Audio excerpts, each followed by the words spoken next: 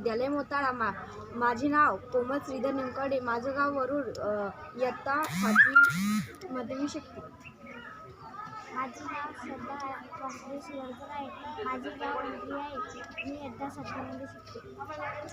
शाळेचे नाव जिजामाता माध्यमिक विद्यालय मोताळा. माझे नाव अंकिता गोविंद धुरारे. मी इयत्ता 7वी शिकते. शाळेचे नाव जिजामाता माध्यमिक विद्यालय मोताळा, गाव वरुड.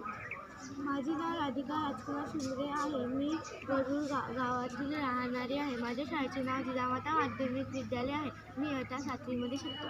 माझे नाव जागृती अनिल मापारी. मी 7वीत शिकत आहे. माझ्या शाळेचे नाव जिजामाता माध्यमिक विद्यालय मोताळा. माझे गाव चिंचपूर. हा प्रोजेक्ट तुम्ही कसा निवडला?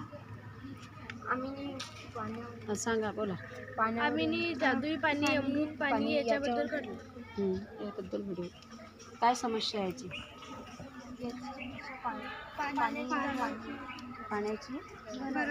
पाण्याची गरज. मग या समस्येवर तुम्ही काय निवडला, म्हणजे उपाय काय निवडला?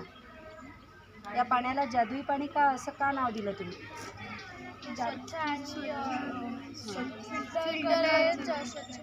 तर स्वच्छ पाणी कुठं मिळतं? नेमकं कसं मिळतं स्वच्छ पाणी? फिल्टर. आधी फिल्टर होते का? मग फिल्टर करण्यासाठी तुम्ही काय उपाययोजना केली? तर फिल्टर तर खूप महाग होतं ना. मग सर्वसाधारण लोकांना फिल्टर कसं काय परवडेल? गरीब लोकांना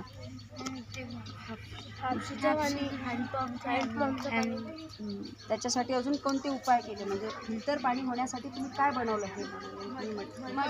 मग सांगा ना. ते कसं मडक्यामध्ये कसं फिल्टर होईल पाणी ते सांगा ना. जोरात बोलायचं. माती टाकली आणि दुसऱ्या मडक्यामध्ये कोळसा टाकला आणि तिसऱ्या मडक्यामध्ये रेती टाकली. हां. आणि पाणी वरच्या मडक्यामध्ये भरलं का? पाणी. आणि मग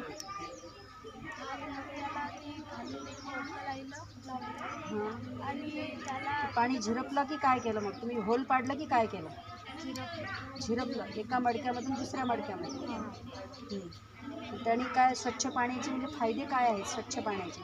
स्वच्छ पाण्याने आजार होत नाही.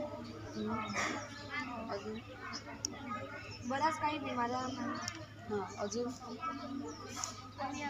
समस्येचे कारण काय आहे? मग पाणी अस्वच्छ होण्याचं समस्येचं कारण काय आहे?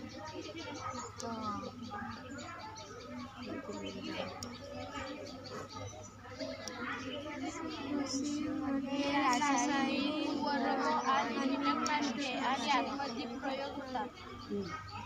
अजून वर्षाचा बरोबर संरक्षण नाही. मागच्या हॅन्डपंपची सफाईचा अभाव. पाणी सोडण्याचा कचरा व गटारे नाल्याचे वाहने. अजून